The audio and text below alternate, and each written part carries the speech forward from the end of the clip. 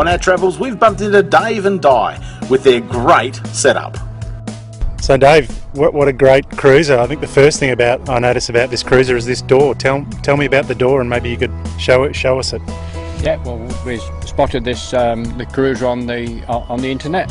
We went and had a look at the dealership, and we found that it had this third door. The dealer referred to it as a barn door, but it is a really big asset, and people that we've shown to it have really been jealous of it. Other Troopie owners that don't have the door. Tell us the origins of this barn door. That fluorescent tape might give us a clue. It was originally bought for the New South Wales Ambulance Service. It's a 2003 model. I think they must have had the barn door put in with the step. There's more things that open and close in there. Can you give us a hint to some of these handles and bits and pieces? A slide-out drawer there. Tell us what's on top there, Dave. That's the toilet up there, and just this lift up there just to access any available space that we can get to just down the side here mainly. And you look pretty handy, Dave. Tell me, what's your profession? How do you where'd you get all the skills to do all these bits and pieces?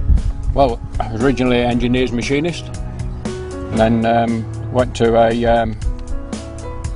aluminium suppliers, and they had this system, what they call Q-block.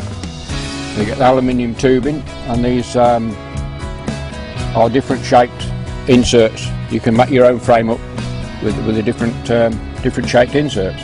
Where did you get that product from, Dave? It was in Wetherill Park in Sydney, a company called Capital Aluminium. And tell me what's upstairs, Dave? On the roof rack, you can see the tube with a few temp holes in. There's two swags, a spare wheel, an aluminium toolbox with a chainsaw and a few bits and bobs in it. Why, when you've got a caravan, you've got all this stuff set up on your truck as well?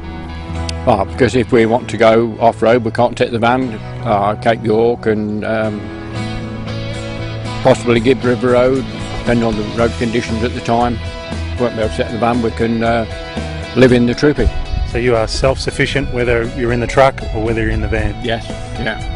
I like it. So tell us how you've set up the back here. Well, yeah, the drawer system made with the same system. I made the drawers myself with the aluminium plate. I've got a step down there, but I fitted a 60 litre water tank inside as well, and that step down goes underneath the water tank to utilise as much space up as I can. And now tell me, you made all this stuff yourself, these drawer systems? Yeah.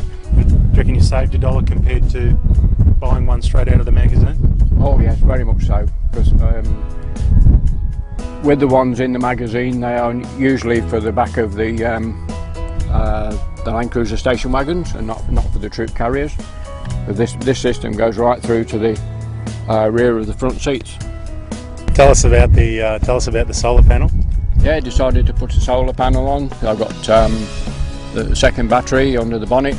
Let's just talk through each one of these sort of aftermarket accessories for me, Dave, and what the brand name and what the purpose of the product is. We've got C-Tech battery charger. The solar panel is connected to it, and both of the batteries are connected to it.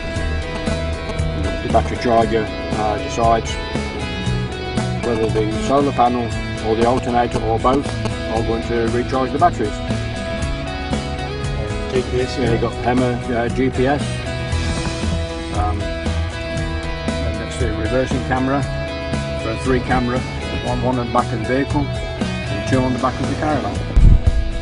So tell us about what sort of efficiency you get out of the Troopie and how comfortable it is on a long drive.